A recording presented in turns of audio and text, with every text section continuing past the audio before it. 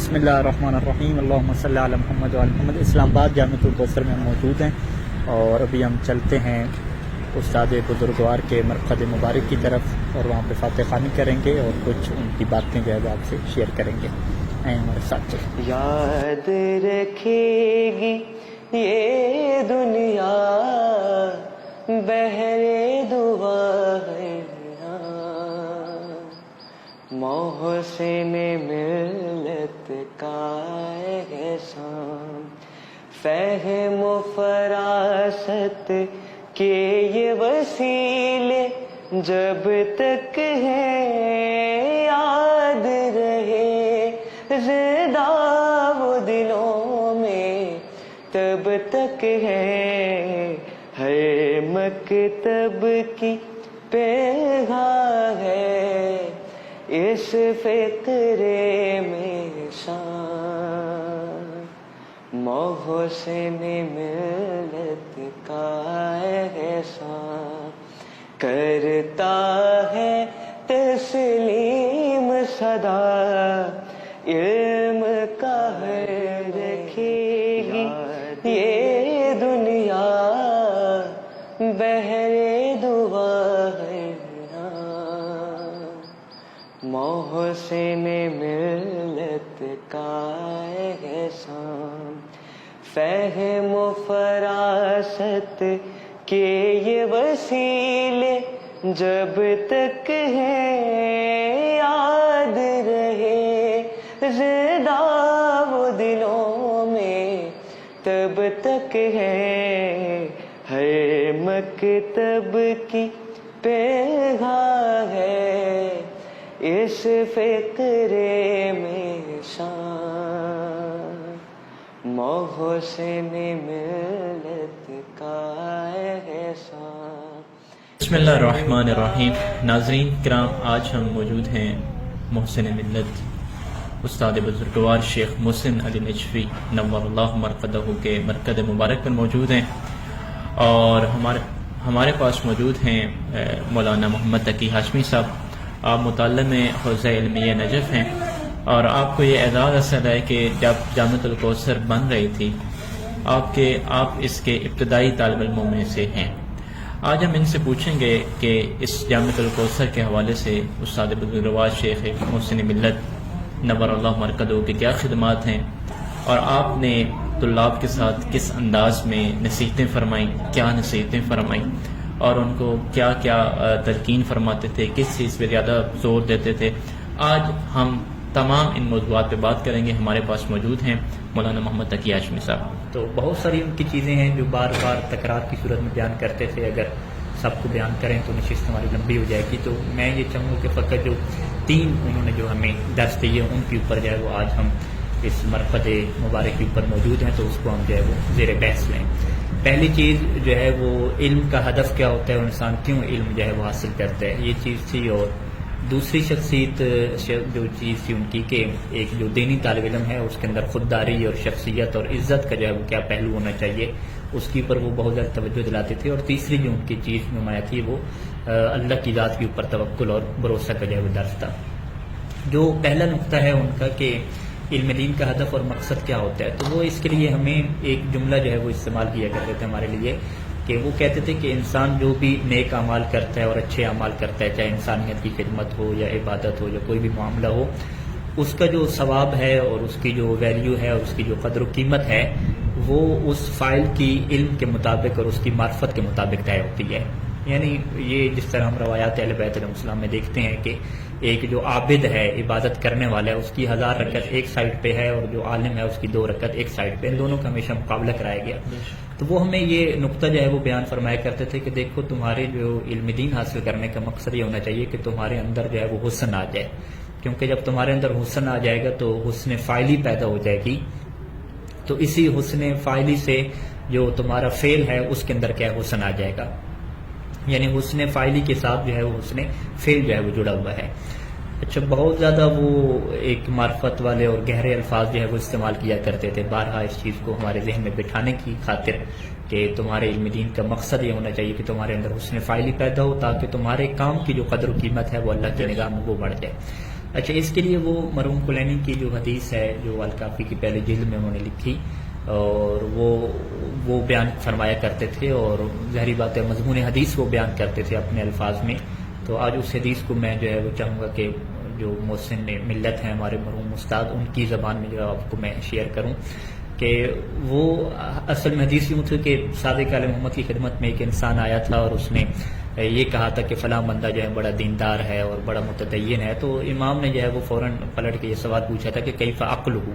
کہ اس کی جو عقل ہے وہ معرفت ہے اور علم جو ہے وہ کیسا ہے. تو اس نے کہا تھا کہ مجھے نہیں پتا کہ اس کا شعور، اس کی معرفت اور علم کتنا ہے. تو پھر امام نے اسے یہ بتایا کہ دیکھو جو انسان کا دیندار ہونا ہے اور انسان کا جو عبادت گزار ہونا ہے، اس کے اوپر جو ثواب ملتا ہے وہ انسان کی معرفت اور عقل کے مطابق ملتا ہے. اور پھر وہاں پہ امام نے جو ہے وہ اسے واقعہ سنایا بنی اسرائیل کا، اور وہاں پہ محسن ملت اس واقعے کو یوں بیان فرمایا کرتے تھے کہ ایک شخص جو ہے وہ عبادت گزار تھا اسی بنی اسرائیل میں، اور اس کو جو ثواب ملتا تھا بہت تھوڑا جو ہے وہ ملا کرتا تھا. تو فرشتوں میں سے جو ہے وہ ایک فرشتے نے یہ اعتراض اٹھایا کہ میں اس کا جو ہے وہ ثواب دیکھنا چاہتا ہوں، آخر سے کتنا ثواب ملتا ہے. تو اللہ نے جو ہے وہ اسے انسانی شکل میں بھیجا کہ تم جاؤ عابد کے پاس جو ہے وہ زندگی گزارو. اب وہ آتا ہے عابد کے پاس جو ہے وہ زندگی گزارتا ہے. تو ایک دن وہ بیٹھے ہوئے ہوتے ہیں اور جنگل کی ہری بھری گھاس ہوتی ہے، اور عابد وہاں پہ یہ اظہار کرتا ہے اپنی معرفت کا کہ یہاں پہ گھاس بہت زیادہ ہے لیکن ضائع ہو جاتی ہے، کاش کہ جو ہے وہ اللہ میاں کا گدھا ہوتا تو ہم اسے یہ ساری گھاس کھلاتے اور یہ ضائع نہ ہو جاتی. تو اب وہاں پہ محسن ملت یہ فرماتے ہیں کہ اس فرشتے نے یہ بات کہی ہوگی کہ جتنی تمہاری معرفت ہے کہ تم اللہ کے جو ہے وہ گدھا بنائے بیٹھے ہو، تو جو ثواب تمہیں مل رہا ہے وہ بھی کیا ہے بہت زیادہ کیا ہے مل رہا ہے. تو یہ واقعہ ہمیں وہ بارہا، یعنی یہ حدیث انہوں نے ہمیں ایک دفعہ نہیں سنائی، بارہا جو ہے انہوں نے سنائی، ہمارے ذہن میں اس چیز کو بٹھایا کہ تم اس چیز کو جانو کہ اللہ کے ہاں جو تمہارے عمل کی جو قیمت بنے گی وہ تمہاری علم اور معرفت کی بنیاد پہ بنے گی. تو انسان کی پوری زندگی میں یہی کوشش رہتی ہے کہ انسان جو ہے وہ اللہ کے قریب ہو جائے، اللہ کا خصوصی بندہ بن جائے، محمد والے محمد کے ہاں قریبی بن جائے، ان کا خصوصی جو ہے وہ چاہنے والا اور اہل بیت اس سے محبت کرنے والے خصوصی طور پہ بن جائے، تو وہ علم اور معرفت کی بنیاد پہ جو ہے وہ ہو سکتا ہے. تو لہٰذا انہوں نے کہا کہ آپ کے علم دین کا ہدف اور مقصد یہی ہونا چاہیے کہ آپ خود کے اندر حسن پیدا کریں، اور حسن فاعلی کے بعد آپ کے اندر حسن فعل آئے گا. اچھا، یہ ایک واقعہ ان کا ہو گیا اور جس کے اوپر ان کی تاکید رہتی تھی. دوسری جو ان کی تھی کہ خودداری جو تھی طلاب کے اندر، عزت اور اپنی شخصیت کی حفاظت کرنا. اس کا میں واقعہ یہ شیئر کروں آپ کے ساتھ کہ ایک دفعہ جو ہے وہ محسن ملت نے یہاں پہ رات گزاری ہمارے پاس ادھر ہی جامع البیت میں گزارتے تھے، تو یہاں پر بھی گزارتے تھے رات وغیرہ. تو صبح کے ٹائم پہ جو ہے وہ جو ہمارا چوکیدار تھا وہ طلاب کو جو ہے وہ نماز کے لیے جگاتا تھا اور دروازے کے اوپر آ کے زور زور سے جو ہے وہ دستک جو ہے وہ دیا کرتا تھا. تو اب وہ چونکہ ہاسٹل ہے اندر تو اس کی آواز گونجتی ہے، تو آواز جو اس کی گونج رہی تھی تو باہر تک جو ہے وہ آواز آ رہی تھی. تو محسن ملت یہاں پہ باہر تھے تو انہوں نے یہ آواز سنی، تو انہوں نے حیرت کا اظہار کیا کہ یہ اتنی آوازیں کیوں آ رہی ہیں. تو انہیں بتایا کہ یہ طلاب کو جو ہے وہ جگایا جا رہا ہے. تو انہیں اس چیز کا جو ہے وہ بڑا افسوس ہوا اور غصہ آیا، اور انہوں نے پھر ہمیں بعد میں بلایا اور ایک جملہ کہا کہ بھئی تم لوگ علماء اصول کے ہو اور علم کے ایک ابتدائی مدرسے والے تو نہیں ہو، ابتدائی مدرسے کا کورس مکمل کر کے آئے ہوئے ہو، علماء میں سے ہو، تو تمہیں اس چیز کا جو ہے وہ احساس ہونا چاہیے اپنی عزت کا اور شخصیت کا کہ تمہیں نماز فجر کے لیے کون جگانے والا ہے.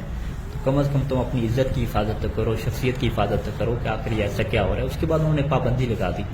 انہوں نے کہا کہ ہمارے علماء کو اور ہمارے بچوں کو جو ہے وہ نماز فجر کے لیے جو ہے وہ چوکیدار جو ہے وہ نہیں جگائے گا، یہ خود جو ہے وہ جاگے گا. پھر انہوں نے کہا ہمیں کہ آپ کے اندر اتنا مضبوط ارادہ ہونا چاہیے اور مضبوط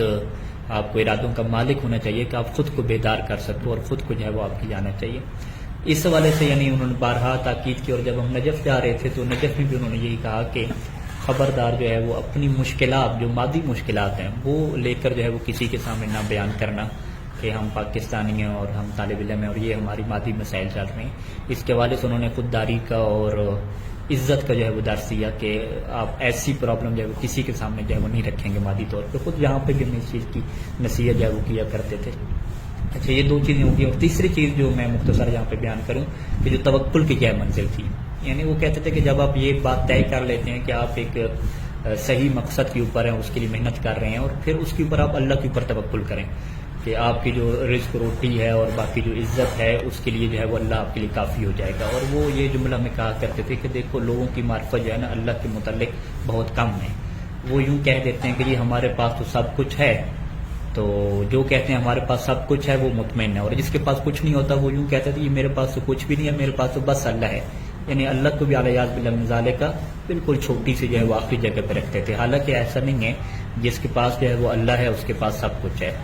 تو انہوں نے پھر یہ فرمایا کہ یہ جو قرآن مجید کی آیت ہے کہ جو اللہ پہ بھروسہ کرتا ہے فَهُوَ حَسْبُهُ، اللہ اس کے لیے کافی ہو جاتا ہے. تو انہوں نے کہا اس کافی ہونے کا یہ آپ مطلب نہ سمجھیں کہ فقط آپ کو جو ہے وہ جنت میں اجر و ثواب ملے گا.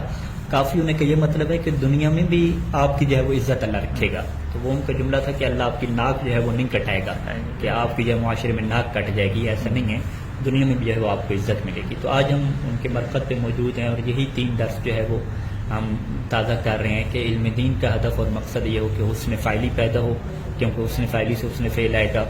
دوسرا جو ہے وہ ہم طالب علموں کو خصوصاً علماء کرام کو اپنی شخصیت، اپنی عزت اور خودداری کی جو ہے حفاظت کرنی ہے. جیسے قرآن مجید نے جو ہے وہ کچھ فقراء کا ذکر کیا اور ان کے فضائل بیان کرے ہیں. ان فضیلتوں میں سے ایک یہ ہے کہ یہ جو ہے وہ اپنی پاک دامنی اور عزت کی وجہ سے کسی سے سوال تک نہیں کرتے، کسی سے مانگتے تک نہیں ہیں. ہوتے ہیں کہ فقیر ہوتے ہیں، ان کے پاس کچھ نہیں ہوتا، لیکن اتنی ان کے پاس یہ خودداری ہوتی ہے. اور تیسری چیز توکل کی ہے کہ ہمیں اللہ پہ توکل کرنا ہے. پھر ہمیں یہ نہیں سوچنا کہ دنیا میں ہمیں ذلت ملے گی یا رسوائی ہو جائے گی، ایسا نہیں ہے. جو اللہ پہ بھروسہ کرتا ہے تو اللہ اس کی عزت بھی رکھتا ہے اور اسے عزت بھی ملتی ہے.